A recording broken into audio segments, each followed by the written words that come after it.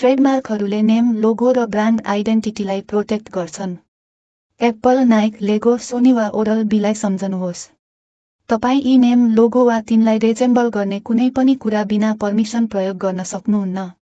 ट्रेडमार्कहरू registration बिना पनि exist गर्न सक्छन् किनभने कमन ल राइट्स ब्रान्ड युज भएको क्षणदेखि नै सुरु हुन्छ, तर युनाइटेड स्टेट्समा फेडरली रेजिस्टर गरिएको ट्रेडमार्कले अझ स्ट्रङ प्रोटेक्सन दिन्छ।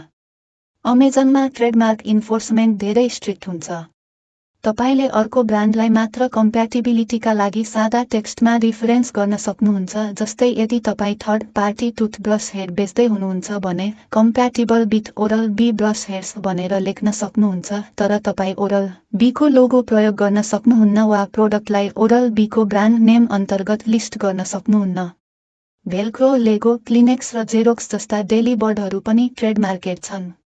यदि तपाईले तिनका जेनेरिक टर्मको सट्टा ती नेम प्रयोग गर्नुभयो भने तपाईँ ट्रेडमार्क इन्फ्रिन्ज गर्दै हुनुहुन्छ। अगाडि बढ्नु अघि सधैँ USPTO डाटाबेस प्रयोग गरेर ट्रेडमार्क चेक गर्नुहोस्। अर्को पाठमा भेटौँला।